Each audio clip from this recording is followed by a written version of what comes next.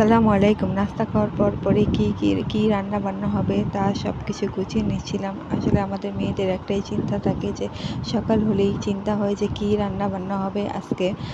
যাই হোক, এখানে আমি রুই মাছগুলো ভিজিয়ে নিয়েছি আর রুই মাছ রান্না হবে। আর এখানে আমরা ভাত ডাল বসিয়ে দিয়েছি। আর সকাল সকালে আমাদের ভাত ডাল বসানো হয়ে যায়। আর আমার যা এক চুলায় ভাত আর এক চুলায় ডাল বসিয়ে দিয়েছে। আর এখানে আমি পেঁয়াজ আলু নিয়েছি কাটার জন্য। আর এখানে আমার শ্বশুর বাজার থেকে চিংড়ি মাছ নিয়ে আসছে।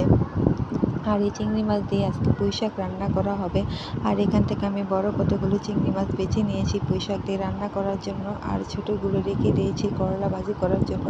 আর চিংড়ি মাছ দিয়ে কিন্তু করলা ভাজি করলে কিন্তু খেতে খুব ভালো লাগে।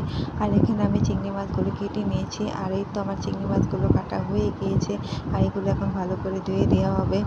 আর এখানে আমি আর আমার শাশুড়ি মিলে শাকগুলো কেটে নিয়েছি। আর পুঁই শাকগুলো বাজার থেকে কিনে আনছিল, এই শাকগুলো আমরা কেটে নিয়েছি। আর আমরা সব কাজই কিন্তু আমি আর আমার যা মিলেই করি। আমাদের যেহেতু বড় সংসার, কাজও বেশি, তাই জন্য আমি আর আমার যা মিলেই কিন্তু সব কাজ করি। আমরা রান্না বান্না করি না, আমার শাশুড়ি মাই রান্না বান্না করে। আমরা সব কিছু গুছিয়ে দিই, কেটে সব কিছু ধুয়ে দিই। আর আমার শাশুড়ি মা এসে রান্না করে। আর এখানে আমি পটল কেটে নিচ্ছি। আর পটল আলু দিয়ে আজকে রুই মাছ রান্না করা হবে, তাই জন্য আমি এখানে পটল কেটে নিচ্ছি। আর এই তো আমার পটল আলু কাটা হয়ে গিয়েছে। আর এগুলো এখন ভালো করে ধুয়ে দেওয়া হবে। আর এখানে এসে আমার শাশুড়ির ঘরটা আমি গুছিয়ে নিয়েছি।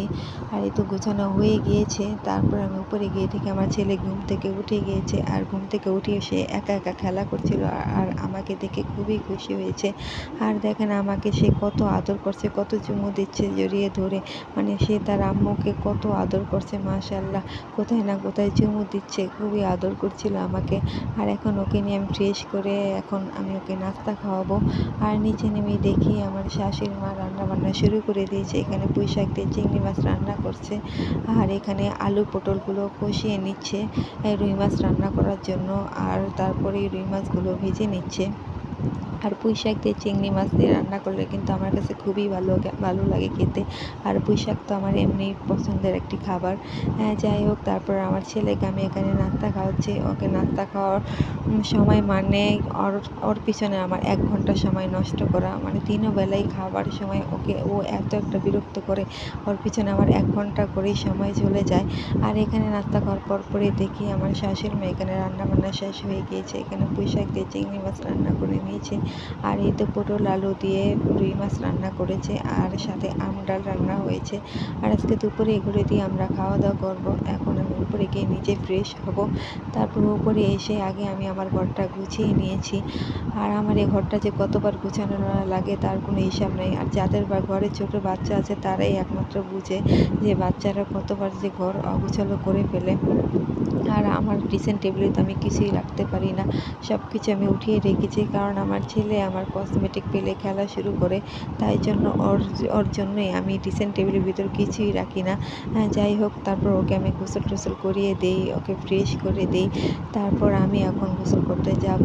আর তাই আপনাদের সাথে একটু শেয়ার করছিলাম আমাদের ঘরটা। তারপরে এই তো আমি নিচে নেমে এসেছি খাওয়ার জন্য। আর এসে দেখে আমার শাশুড়ি মা বুট ভাজছিল বালু দিয়ে। আর যাতে বালু দিয়ে ভাজলে যাতে বুটটা ভালো করে ফুটে, তাই জন্য বুটগুলো বালু দিয়ে ভাজছিল। আর সাথে চালও নিয়েছে ভাজার জন্য। আর এগুলো আমার শ্বশুরের খুবই পছন্দের একটা খাবার, বুট ভাজা, চাল ভাজা। আর তাই জন্যেই আমার শাশুড়ি মা ভাজছে। আর এই তো এখানে বুট আর চাল এগুলো নিয়ে নিয়েছে ভাজার জন্য। আর এই তো ভাজা শেষ হয়ে গেলে একটা চালনিতে এগুলো ভালো করে চেলে নিচ্ছে যাতে বালুটা নিচে পড়ে যায়। আর আমি আজকে যেটুকুই কাজ করেছি বা যেটুকুই পারছি আপনাদের সাথে শেয়ার করেছি, এর বাইরেও কিন্তু আমার অনেক কাজ থাকে। আর সবসময় সব কাজ ভিডিও করে দেখানো যায় না, তাই যেটুকুই পারছি আপনাদের সাথে শেয়ার করেছি। আর এখানে আমি বুটগুলো মুখে খেয়ে দেখছিলাম যে কীরকম হয়েছে। আর গরম গরম বুট খেতে গিয়ে আমার মনে হয় আমার জিহ্বাটা পুড়িয়ে ফেলেছে, এরকম অবস্থা।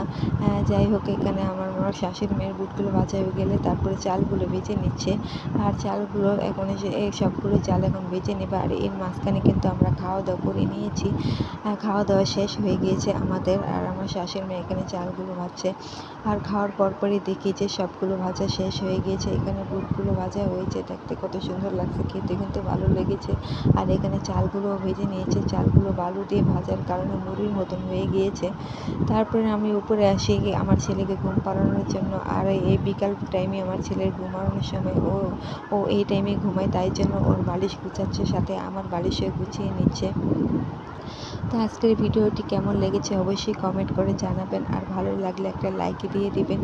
আর দেখা হবে নেক্সট ভিডিওতে। ততদিন পর্যন্ত সবাই ভালো থাকবেন, সুস্থ থাকবেন। আল্লাহ হাফেজ।